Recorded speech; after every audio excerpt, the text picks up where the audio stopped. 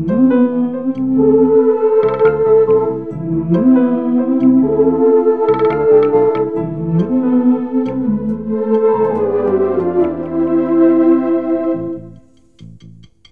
విధి విచిత్రాల నిధి,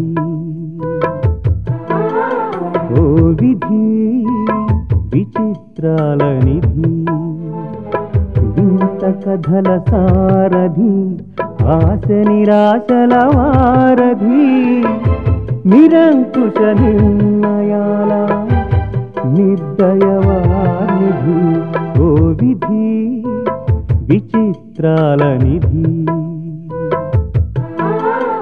ఓ విధి విచిత్రాల నిధి.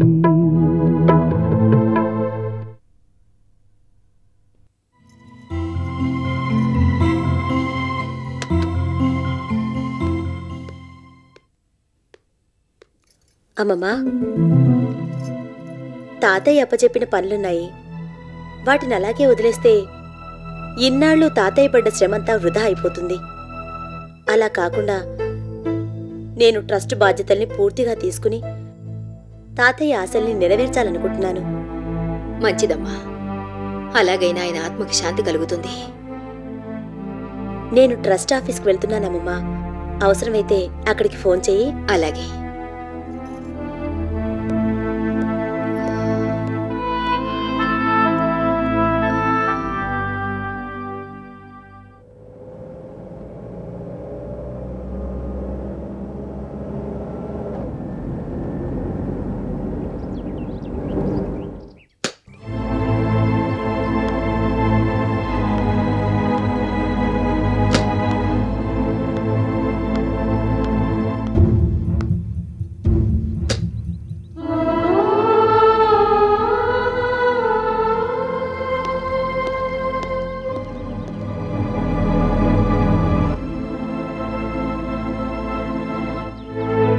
గ్రానీ,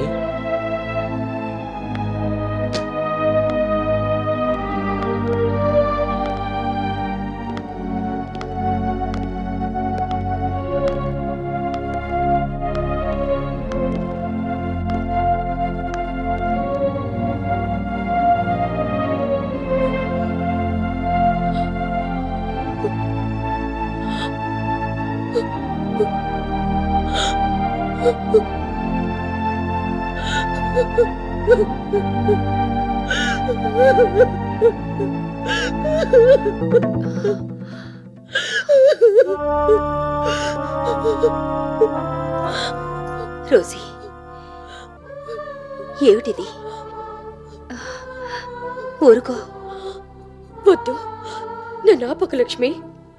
ఇంతవరకు జీవితంలో అందరినీ ఏడిపించడమే తప్ప నేనేనాడు ఏడవలేదు. ఒకరిని ఏడిపించడంలో ఉన్న ఆనందాన్ని అనుభవించానే తప్ప ఏడుపులో ఉన్న బాధ ఏమిటో నాకు తెలియదు. కన్నీళ్ళంటే ఎదుటివాళ్ళ సానుభూతిని సంపాదించడానికి కురిపించే ఒట్టి నీళ్లే అనుకున్నాను. కానీ పగిలిన మనసు ముక్కలే కన్నీళ్లే కారుతాయని తెలుసుకోలేకపోయాను. అందుకే నన్ను ఏడవని, కరువు తీరా ఏడవని, కన్నీటి విలువ తెలిసేదాకా ఏడవని.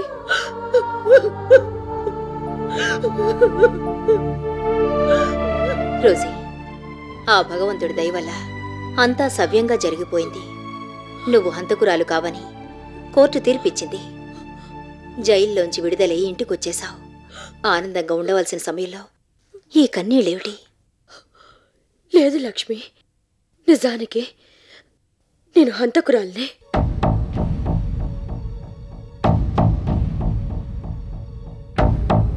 రోజీ, అవును లక్ష్మి, కోర్టులు కాదని తీర్పు చెప్పొచ్చు, కానీ నా మనసునే కోర్టు మాత్రం నేను హంతకురాలనే తీర్పు చెప్తోంది. అమాయకురాలైన సంధ్య కడుపులో ప్రాణం పోసుకుంటున్న బిడ్డని చంపేశాను.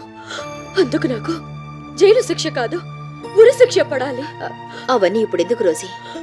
తప్పులు చేయని వాళ్ళంటూ ఎవరూ ఉండరు. అయినా కావాలని ఎవరూ తప్పులు చేయరు, పరిస్థితులే చేయిస్తాయి. నా విషయంలో అది నిజం కాదు లక్ష్మి. నేను కావాలనే తప్పులు చేశాను, అందుకు తగ్గ పరిస్థితులు కూడా నేనే కల్పించాను. రోజీ, ప్లీజ్ అనవసరంగా ఎక్సైట్ అవ్వకో. చేసిన పాపం చెప్పుకుంటే పోతుందంటారు. మనసు విప్పు చెప్పుకోవడానికి నాకంటూ ఎవరిని మిగిల్చుకోలేకపోయాను. నీకైనా చెప్పుకొని. చిలసానికి నీకు మధ్య ఏ సంబంధం లేదని నాకు తెలుసు. అయినా అనుమానించాను. కావాలనే ప్లాన్ చేసి మిమ్మల్ని ఇద్దరిని పట్టించి పోలీస్ రికార్డులకు ఎక్కించాను. నలుగురిలో మీ పరువు తీశాను. నీ మీద పగ తీర్చుకోవడానికి సొంత కూతుర్నే పావుగా వాడుకున్నాను. దీపక్ని ట్రాప్ చేయించి ఆస్తి మొత్తం రాయించుకుని నిన్ను గుడిసెలోకి పంపించాలనుకున్నాను. సంధ్యకు విడాకులు ఇప్పించేలా చేశాను. ఒకటా రెండా ఇలా ఎన్ని తప్పులని చెప్పను. ప్రతి ఒక్కరి విషయంలో క్షమించరాని తప్పు చేశాను. సిగ్గుతో తలదించుకునేలా ప్రవర్తించాను.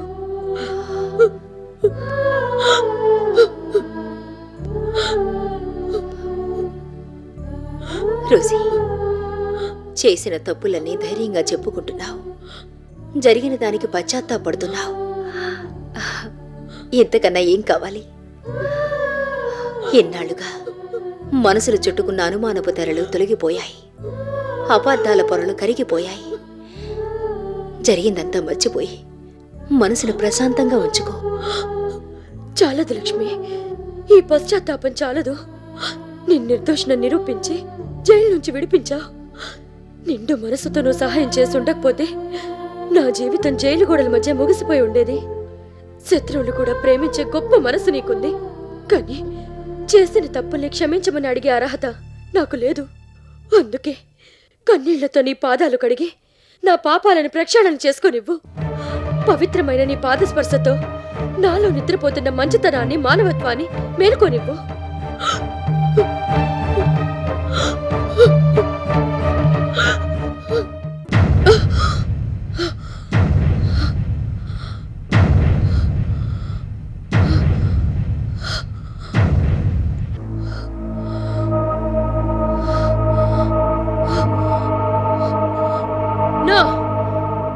వీల్లేదు. ఆ లక్ష్మి సహాయం తీసుకునే పరిస్థితి రావడానికి వీల్లేదు.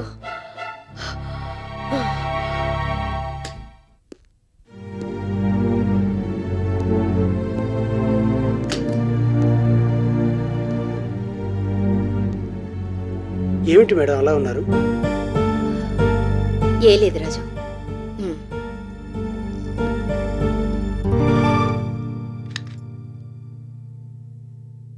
దేని గురించో ఆలోచిస్తున్నట్టున్నారు. ఏమిటో చెప్పండి మేడం. రోజీ గురించి. రోజీ గురించా? ఆవిడ గురించి ఆలోచిస్తూ టైం ఎందుకు వేస్ట్ చేసుకుంటారు మేడం? హత్య చేసింది, జైలుకి వెళ్ళింది, శిక్ష అనుభవిస్తుంది. లేదు రాజు, రోజీ చెయ్యని నేరానికి శిక్ష అనుభవిస్తుంది. ఏమిటి మేడం మీరు అంటున్నది?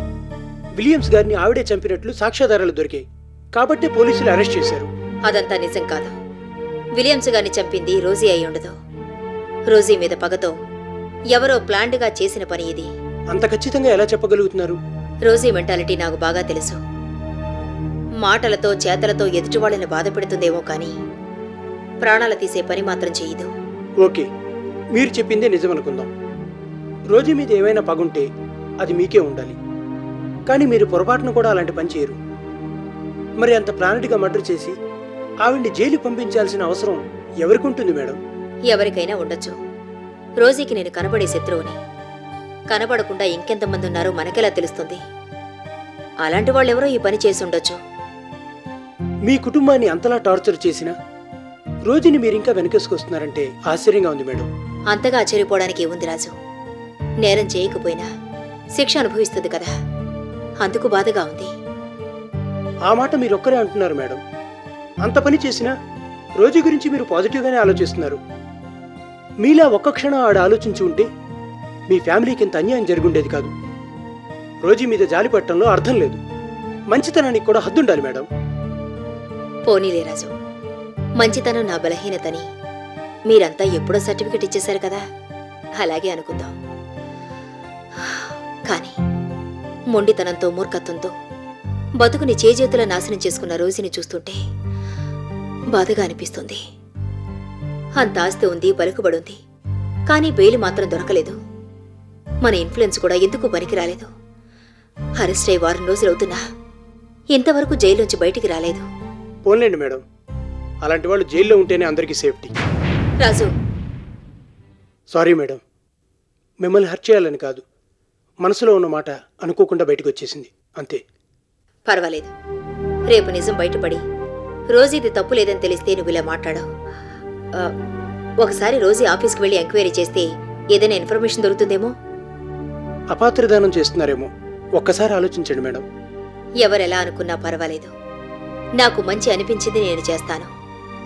నువ్వైనా సాయం చేస్తావా చేయవా? అలాగే మేడం, వెళ్దాం పదండి.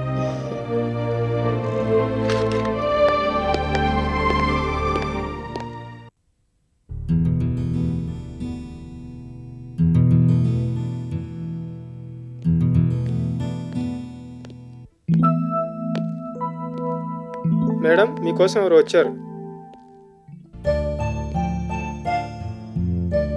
అమ్మమ్మా, ఏంటమ్మమ్మా ఇలా వచ్చావు?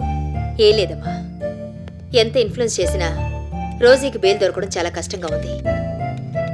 విలియమ్స్ గాని రోజీ చంపి ఉండదని నాకు నమ్మకం. ఎవరో చాలా ప్లాన్డ్గా మర్డర్ చేసి ఆ నేరం రోజీ మీద పడేట్టు చేసి ఉండాలి. ఇక్కడికొస్తే ఏమైనా ఇన్ఫర్మేషన్ దొరుకుతుందేమోనని వచ్చాం. రోజీ ఆఫీస్ స్టాఫ్ మెంబర్స్ ఎవరితోనైనా నీకు పరిచయం ఉందా? నాకు వాళ్ళెవ్వరూ తెలీదు.